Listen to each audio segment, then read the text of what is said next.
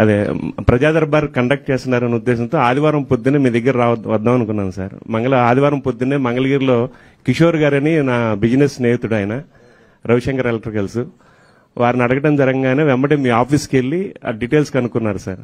ఇంకా ఆయనే చెప్పారు, సార్ నాకు ఒక ప్రాబ్లం వచ్చినప్పుడు లోకేష్ గారి ఇంటికి వెళ్ళినా ప్రాబ్లం విన్న తర్వాత వెంబడే లోపలికి పిలిపించి సాల్వ్ చేశారు. మీరు ఎడ్యుకేషన్ సంబంధించిన కూడా ఇబ్బంది ఏం లేదు, లోకేష్ గారు అలా ఫీల్ అవ్వరు, మీరు వెంబడే వెళ్ళండి అన్నారు. వస్తే సెక్యూరిటీ సార్ వాళ్ళే లేదు సార్ హైదరాబాద్లో ఉన్నారన్నారు. వెంబడే సార్కి చెప్పాను. సార్కి చెప్పంగానే మా నెంబర్ ఇచ్చి మీరు ఫోన్ చేయొద్దు, జస్ట్ మెసేజ్ చేయండి చాలు, సార్ వెంబడే స్పందిస్తారన్నారు. మేమైతే ఊహించలేదు sir, with in half an అవర్లో మీ దగ్గర నుంచి కాల్ రావడం, ఆ డీటెయిల్స్ రావడం, వెంబడే నిధి మేడం సార్ కూడా ఈవినింగ్ మమ్మల్ని టచ్లో ఉండి నెక్స్ట్ డే మార్నింగ్ రావడం, అసలుకి అదొక అంటే గూప్స్ బంప్స్ అంటారు కదా, మాకు అలా ఉంది సార్ అసలుకి. ఎందుకంటే విత్ ఇన్ 1 వీక్లో ఒక సాధ్యం కాని పనిని, అంటే వ్యవస్థ మీద మీరు అంటారు కదా సార్, వ్యవస్థ మీద చంద్రబాబు గారు అన్నట్టు వ్యవస్థ మీద నమ్మకం అనుభవం ఉన్న వాళ్ళు ఉంటే మాకు ఏం జరుగుద్దు అనేది మా జీవితంలో తెలుసుకున్నాం సార్.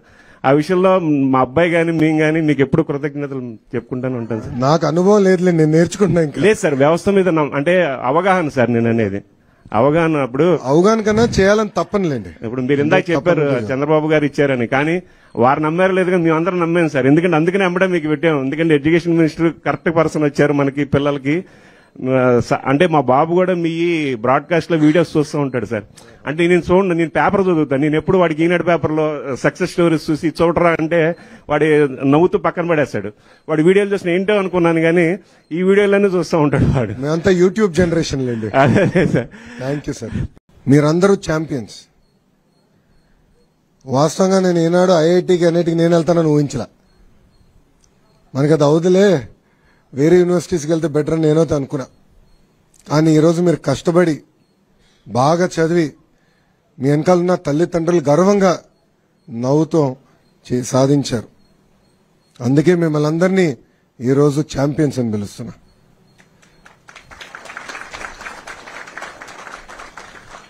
నాకు ఛాలెంజ్ అంటే బాగా ఇష్టం.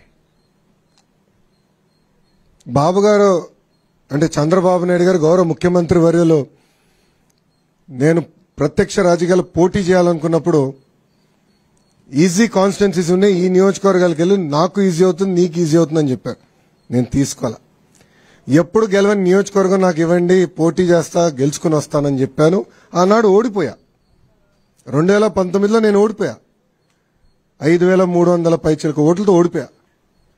కానీ ఓడిపోయిన రోజు దగ్గర నుంచి మన ఎన్నికలయ్యే వరకు అంటే 5 సంవత్సరాలు అక్కడనే కష్టపడ్డా, అక్కడనే పోరాడా, ఒక ఛాలెంజ్ తీసుకుని ఎట్టి పరిస్థితుల్లో మళ్ళీ గెలవాలి అన్న లక్ష్యంతో పనిచేశా.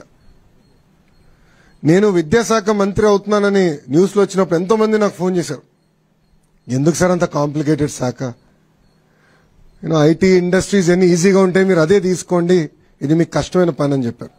కానీ నేను ఒప్పుకోలా. ప్రజల జీవితంలో ఒక మార్పు తీసుకురావాలి, కష్టపడాలి, మనలాంటి యువకులు కీలకమైన శాఖలో ఉండాలి, యువత ఎదుర్కొన్న సమస్యలు నేను నేరుగా తెలుసుకునే పాదయాత్రలో. అందుకే కష్టమైన శాఖ నేను తీసుకుంటాను, ఒక ఛాలెంజ్గా తీసుకుంటానని ఆనాడు నిర్ణయించా. ఇది మీ అందరికి ఎందుకు చెప్తున్నానంటే జీవితంలో మనకు అనేక పరీక్షలు పెడతాడు దేవుడు, అన్ని రకాల పరీక్షలు పెడతారు, కానీ జయించే శక్తి కూడా మనకిస్తాడు. కలిసికట్టుగా మనందరం పోరాడితే ఎవ్రీథింగ్ ఇస్ పాసిబుల్.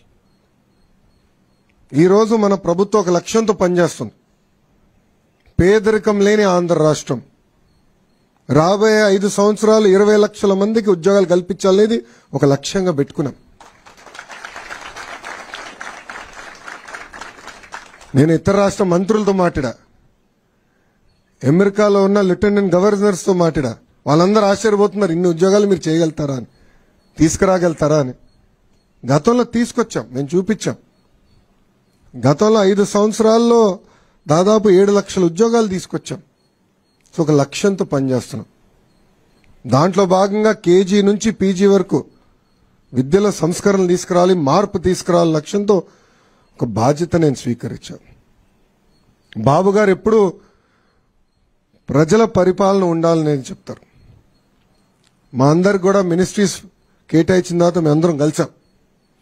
ప్రజలు ఎదుర్కొన్న సమస్యలు మీరు తెలుసుకోండి, ప్రజల సమస్యలు మీరు పరిష్కరించండి అని చెప్పారు. నా నంబర్ను ఎక్కడ సంపాదించావు నాకు తెలియదురా స్వామి. పెట్టాడు. ఆ రోజు బాధ కలిగింది. ఏదో దీనికి సొల్యూషన్ ఉండాలి, ఏం చేయాలని ఆలోచించాం. నాకు మెసేజ్ పెట్టినండి, నేను ఇమ్మీడియట్గా నా ఓఎస్డీ గారు చెప్పా, శశి సార్ని లేపాను, ఎటోగా సొల్యూషన్ ఎతకాలి. అప్పుడు నిధి గారు ఏకంగా జేఈతో డైరెక్ట్గా మాట్లాడి ఏం చేయాలి, దీనికి పరిష్కారం మార్గం ఏంటని ఎతకాం. 2-3 సార్లు మీతో మాట్లాడడం కూడా, ఏంటి వాట్ ఈస్ ద సొల్యూషన్ అని. సో మన అందరిలో ఆ శక్తి ఉంది. సో ఈ ప్రభుత్వంలో చాలా స్పష్టంగా ప్రజలకు కావాల్సిన ప్రభుత్వం, ప్రజలకి జవాబుదారీతనం ఉండాలి, అందుబాటులో ఉండాలి.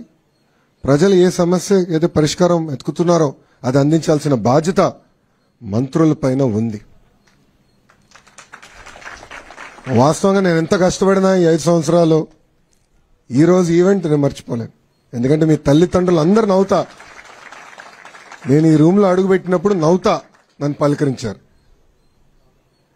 నాకు అది తెలుసు. వాస్తవంగా నేను స్టాన్ఫర్డ్ ఎంబీఏకి అప్లై చేసినప్పుడు నాకు వస్తున్నాను అనుకోలే. 3 యూనివర్సిటీస్కి అప్లై చేశా, స్టాన్ఫర్డ్ లీస్ట్ ఛాన్స్ అనుకున్నా. కానీ ఎప్పుడైతే నాకు ఇంటర్వ్యూ లెటర్ వచ్చిందో ఇంట్లో చెప్పా, ఇట్లా ఇంటర్వ్యూ లెటర్ వచ్చింది. నా తల్లిలో నా నవ్వున ఈ రోజు కూడా మర్చిపోలేను. దాని తర్వాత ఎప్పుడైతే నాకు అడ్మిషన్స్ లెటర్ వచ్చిందో, డీన్ ఆఫ్ అడ్మిషన్స్ నుంచి నాకు లెటర్ వచ్చింది, అది చూపించాను. చంద్రబాబు నాయుడు గారు కూడా గర్వంగా ఆ రోజు ఫీల్ అయ్యారు. సరే, అట్లానే మీ తల్లిదండ్రులు కూడా ఎంత గర్వంగా ఉన్నారో వెనకాల నేను చూస్తున్నా. నిజంగానే నాకు చాలా సంతోషంగా అనిపించింది.